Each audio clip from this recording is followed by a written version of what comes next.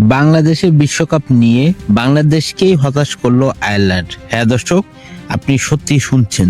তবে এবার ভাইয়ের পাশে দাঁড়ালেন পাকিস্তান। আয়ারল্যান্ড তারা জানিয়েছিল তারা বাংলাদেশের সাথে গ্রুপ পরিবর্তন করবে না।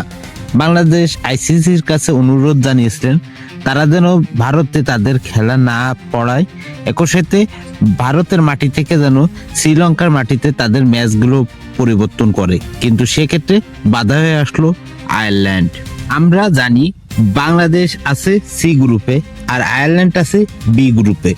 বাংলাদেশের প্রস্তাব ছিল আয়ারল্যান্ডকে সি গ্রুপে দিয়ে বাংলাদেশকে যেন বি গ্রুপে রাখে এবং বাংলাদেশের সকল ম্যাচ যেন শ্রীলঙ্কার মাটিতে হয়। সেজন্য বাংলাদেশ বোর্ড বিসিবি তারা প্রস্তাব জানিয়েছিল আইসিসির কাছে, তবে সেই প্রস্তাব নাকচ করেছে আয়ারল্যান্ড ক্রিকেট বোর্ড। এমন পরিস্থিতিতে পাকিস্তান বলেছে বাংলাদেশের ভেন্যু পরিবর্তন না করলে তারাও এবার বর্জন করতে পারে ভারতের আসন্ন বিশ্বকাপ খেলা।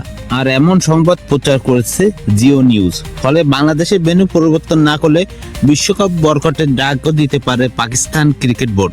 অর্থাৎ বলাই যায় পাকিস্তান ভারতের বিপদের দিনে অনেকটা এগিয়ে এসেছে। একই সাথে আইসিসিকে জানিয়েছে ভিন্ন প্রস্তাব।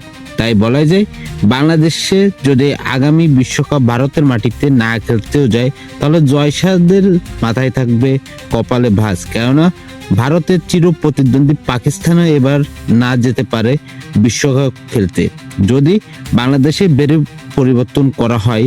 এবং একই সাথে ভারতের ম্যাচগুলো যদি শ্রীলঙ্কার মাটিতে হয় তাহলে হয়তো এর পূর্ণ সমাধান হতে পারে। তবে এখন দেখার বিষয় আইসিসি এ বিষয়ে কতটুকু পদক্ষেপ গ্রহণ করতে পারে।